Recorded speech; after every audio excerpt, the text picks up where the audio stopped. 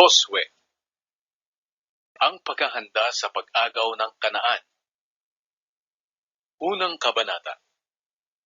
Nang mamatay na si Moises na lingkod ng Panginoon, sinabi ng Panginoon sa kanang kamay ni Moises na si Josue na anak ni Nun, "Patay na ang lingkod kong si Moises. Kaya ngayon maghanda kayo, ikaw at ang lahat ng Israelita, sa pagtawid sa ilog ng Jordan, papunta sa lupaing ibibigay ko sa inyo. Ayon sa ipinangako ko kay Moises, ibibigay ko sa inyo ang lahat ng lupaing mararating ninyo.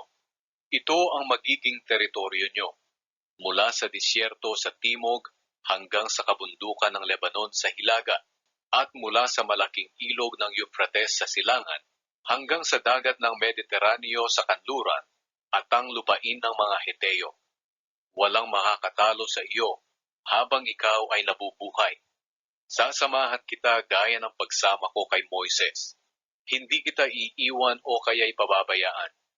Magpakatatag ka at magpakatapang, dahil ikaw ang mamumuno sa mga taong ito, para ang kini ng lupain ipinangako ko sa mga ninuno nila. Basta't magpakatatag ka lang at magpakatapang.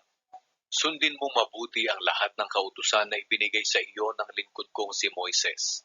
Huwag mo itong kalilimutan para magtagumpay ka sa lahat ng ginagawa mo. Huwag mong kalimutang basahin ang aklat ng kautusan.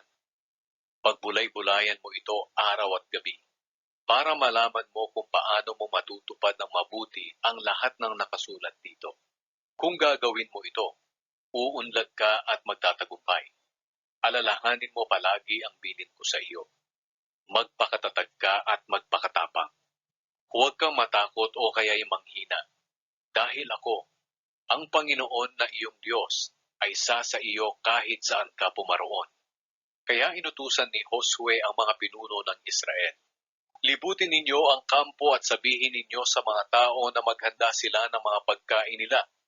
Dahil sa 3 araw mula ngayon, tatawid tayo sa ilog ng Jordan, para ang kini ng lupaing ibinigay sa atin ng Panginoon na ating Diyos.